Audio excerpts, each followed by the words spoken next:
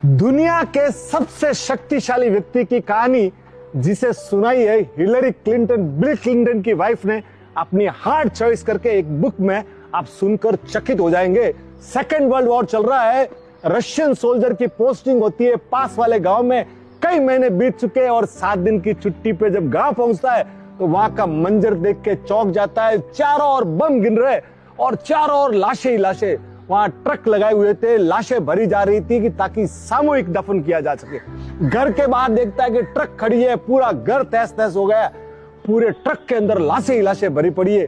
अपनी पत्नी की तलाश में जाता है, दिखती नहीं है। इतने में उसकी नजर पड़ती है वो ट्रक के ऊपर और नीचे दबी हुई एक लाश के ऊपर जिसके बाहर पांव लटक रहे थे। वो जूते पहचान लेता है और समझ जाता है कि ये मेरी पत्नी के जूते हैं। जाता है, उनको रिक्वेस्ट करता है कि मैं इसको स्वयं दफनाना चाहता हूँ, सामूहिक दफन नहीं।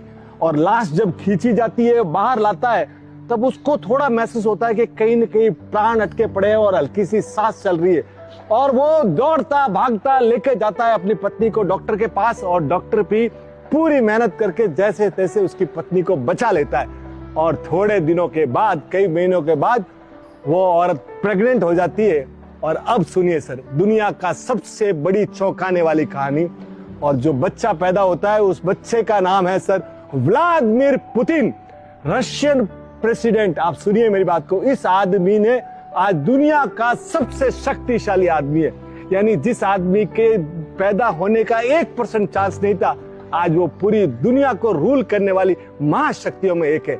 इसीलिए हमारे विशाल भाई सुहाना मसाला वाले बड़ा प्यारा श्लोक सुनाते हैं। सुनहु भरत भावी प्रबल, बिल के कहू मुनिराज, हानि लाभ जीवन मरण यश अपयश विधि हाथ। यानी ये सब चीजें हमारे हाथ में नहीं है, विधि का विधान है। इसीलिए वो बार बार गाते रहते हैं, होई है वही जो राम रचि राखा, काकर तर्क बढ़ावे साखा। बोलिए भगवान श्री रामचंद्र जी की जय।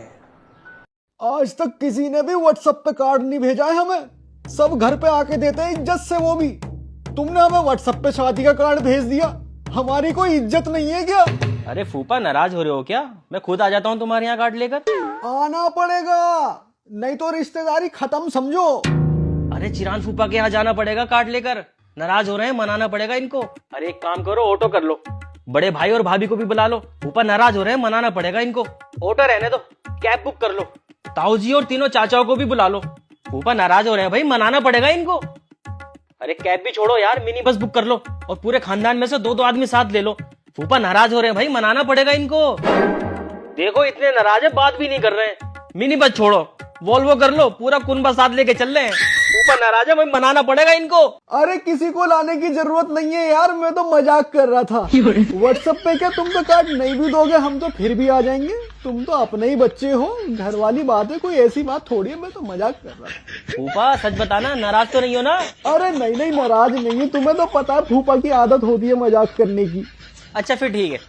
साला वोल्वो में मेरे घर बारात लेके आ रहा है।